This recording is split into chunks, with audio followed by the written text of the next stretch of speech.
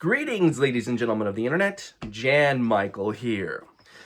We finally gotten to the review that I've been dreading the most. The reason for it is that I wasn't a huge fan of Sentimental Value, which I know is odd to say because a lot of the Oscar community, a lot of critics absolutely love this film. I mean, how many Oscar nominations did the film get? You could tell it was incredibly beloved. But truth be told, I was underwhelmed. And maybe part of it is because I was such a huge fan of Joachim Trier's previous work, The Worst Person in the World, so I was really looking forward to this follow-up. But to be fair, I don't think this is a bad film. So I'm going to take my personal bias out of it and just review the film on what it delivers. This is my review of Sentimental Value. Why didn't you want to do the role? He wanted you to do it. I can't work with him. We can't really talk. My father is a very difficult person.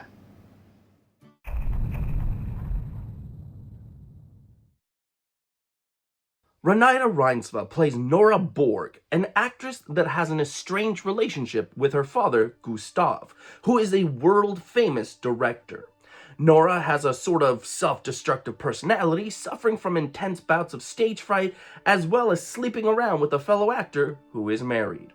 It's clear that there's some sort of trauma that is weighing heavily on her, and her resentment towards her father is the main cause of this. Exactly what that is, I won't say, as that is a big part of watching the film. Just know that Renate does this job admirably. She is very good at playing someone who is just emotionally unstable. You could tell that the trauma from their past is affecting pretty much every aspect of their being. And if you've ever known someone like this, you know the frustration that that person is going through, that you yourself goes through, because you want them to be happy, you love them, you want them to succeed, but they're constantly doing things that are self-sabotaging, and it is very frustrating to see. So kudos for Renate for being able to pull off this personality. Quite honestly, I wish we had gotten more time with her, as her character feels underutilized in a lot of ways, including how she got to be in her position and situation. The story jumps from her as a kid to her as an adult, and as a result, there is a lot of missing info here that we just kind of have to work around. This is no fault of Renate, of course, as she delivers on her character and performance, and has a couple of great moments, especially towards the end with her sister. I just wish she didn't disappear for large chunks of the film.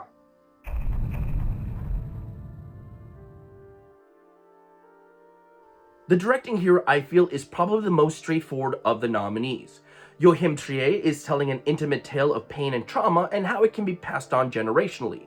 So no fancy tricks are really needed here. Heck, there's barely any music that plays during many of the dialogue scenes, focusing more on the characters, their actions, their movements, and what's happening in the moment. It works for the type of film it is, but if you want something more unique or different, that's not really here. You can decide if that's a good thing or a bad thing, but for me, I think it would have been too distracting if Joachim attempted to go too avant-garde with it.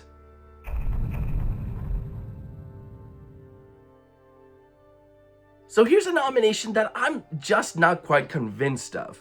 There are a couple of techniques that are on display here that I'm just not a big fan of, and really comes into play into why I didn't really gravitate towards the film like a lot of other people did. The first one is in the kind of black shots that they do once they finish a scene. Like the film will end a particular scene and then kind of cut to black before opening up on another scene. Now, to me, every single time I've seen that in the past, that's usually indicative of some sort of time change or some sort of heavy impact that the film is about to do.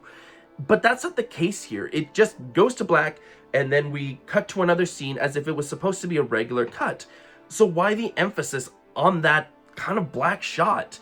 I read that it was a way to kind of close the chapter on a particular book, if you will. Like when you're reading a book, you have a hard cut to the chapter, then you know you're starting another chapter, and that's what they kind of try to personify here. And I just didn't think it worked. It was too distracting. It took me out of the experience.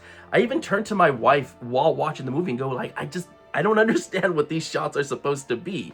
So to me, it doesn't work. I mean, this is a film. It's not a book. It should be flowing more naturally.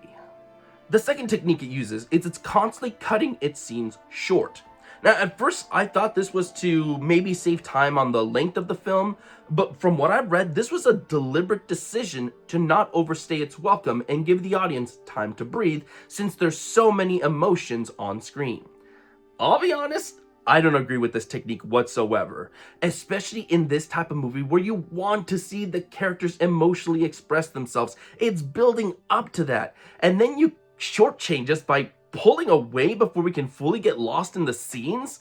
Mix that with those cuts to black, and I truly do feel the impact is lost in many of these moments.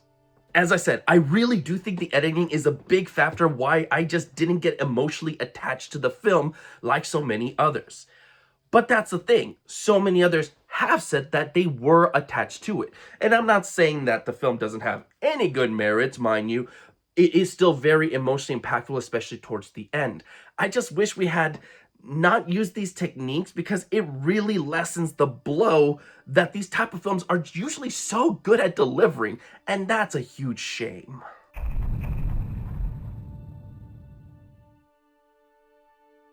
I don't have any interesting stories behind Sentimental Value's journey to being selected for entry into international feature film, kind of like I did with The Secret Agent. I suppose I could just give you some facts surrounding aspects of the project as a whole, such as director Joachim Trier's first film entry for the international feature film being a horror picture called Thelma a few years ago, which was very well received.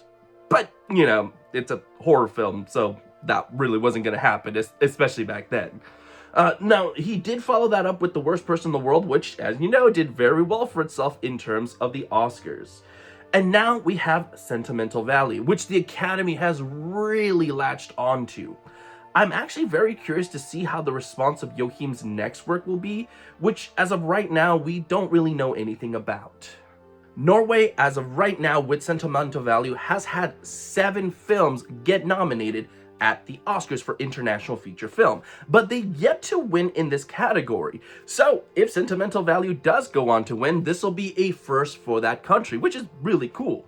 As another aside, The Ugly Stepsister, which is nominated for Best Makeup and Hairstyling, is also a Norwegian film, so that country is definitely getting some representation at this year's Oscars.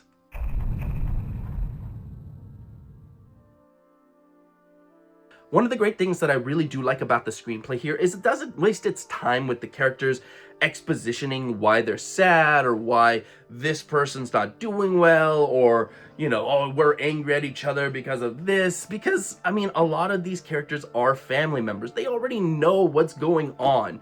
And so for them to be like, oh, well, remember that time you did this, or you know what I'm going through because of this, I think that would have been way too, like, oversimplifying its story. You see their reactions to each other, you see them going through their lives, what they're suffering through, how people are trying to kind of keep it together, and you infer from what you see to make your own conclusion.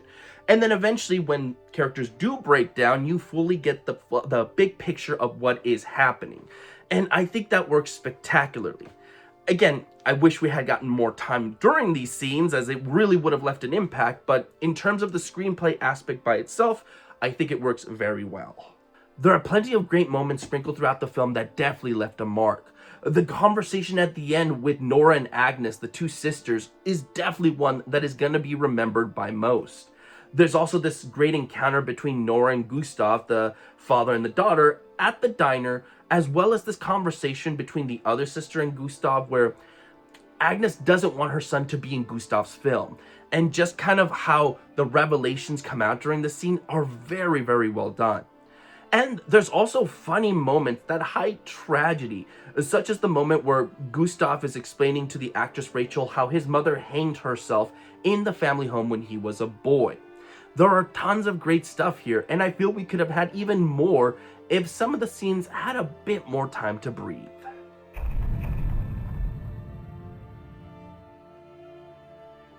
So this was a little bit tough to talk about because while I do feel that Stellan Skarsgård is doing some of his best work here, and I do think is worthy of the Oscar nomination, I think because it is a more subdued performance and he has to hold back from going all out, I think it stops short of being truly memorable and amazing and great. Now, hear me out, because this is why this is so tough to talk about, because let's say he did go all out. I think that would have ruined the character completely, especially when you see what the tones of the film are going for. This is a man who doesn't show his emotion to others, but has other ways of showing that he cares or is frustrated or is sad. It's a complex character that can't show emotions in any regular way, so to do so would have been unfaithful to what they were trying to do with him. So what do you do with that? Well, the answer is definitely to nominate him, but a win? That's a little bit tougher. Now, please note that I'm not against giving the win to a more subdued performance. In fact, sometimes that is the best performance, when you hold back from exploding. Here, he definitely needs to be a bit more subdued. There are moments where you can see his frustration. He does kind of fall into his vices, but he never, screams or yells or cries or anything like that.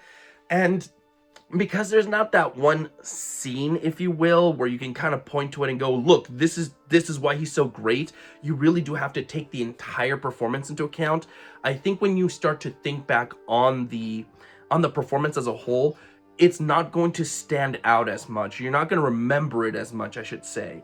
But again, that's not to say Stellan doesn't do a great job. He does. He's amazing here, well worthy of the Oscar nomination. I think it's just a little bit tougher in this regard with this type of story to really say he's definitely deserving of the win. So please take that for what it's worth.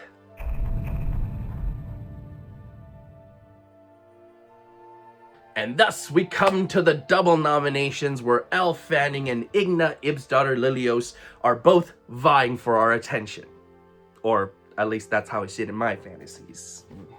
Anyways, let's dive into these performances and see why they're so worthy of getting nominated. Elle Fanning plays Rachel Kemp, a famous American actress, which, yes, I know, big stretch there. She's hired by Gustav to be in his movie after she makes an impression on him at a film festival. Now, this isn't too bad a deal, as it means that Gustav's film gets funding by Netflix, who is on board as long as Rachel is. However, as Rachel struggles with her role and place in the film, she starts to see that she may not be the best fit for this character, as it was originally created with Gustav's daughter Nora in mind. This leads to actually some very sweet moments between Rachel and Gustav, where she sees really how kind this man is. She sees something that others just don't, and I think build to a very nice and touching moment. And I'm so glad that Elle finally got her Oscar nomination, because she does bring it. She does show emotion, and she does show understanding of this character by not understanding her character within the movie. Oof, the meta of it all. However, the true powerhouse here is definitely Inga. Playing Agnes, the younger sister of Nora and the daughter of Gustav, she really is the only one that seems to have a handle on the family affairs, despite often being overlooked by said family. She is able to sympathize with her father more so than Nora, but still stands firm when he oversteps his bounds. She cares deeply for her family and has the best moment in the film with that fantastic exchange between her and Nora towards the end of the film. To me, Inga is one that truly knocks it out of the park with her performance, and is one of the stronger nominations in the supporting actress field.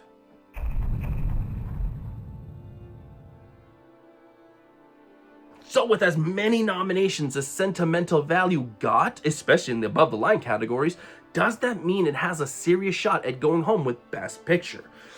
The answer to that is no. While I do think it is a top 5 contender, I just don't think it really has the power to overthrow a lot of its competition. On its best day, I could see it going home with 2 wins. And on its worst, I could see it going home with 0. Like, there are other films that I do think are somewhat of a threat, but it is still incredibly beloved. I mean, again, look at how many Oscar nominations it got. I mean, that thing almost maxed out, so there's definitely passion behind it. It didn't fully work for me, but I don't think this is a bad film whatsoever.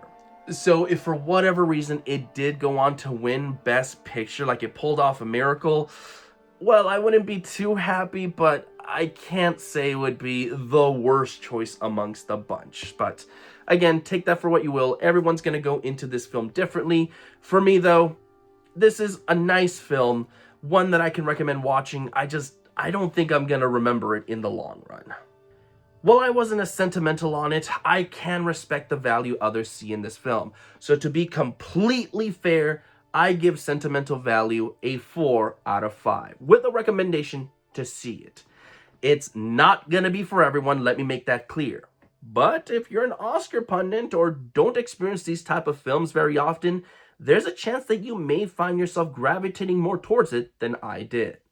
Check it out and see if this family dynamic has what it takes to overcome its rough patches. Ni två är ju det bästa som har hänt mig. Bäst som har skjedd deg? Skal vi vært der litt mer, da?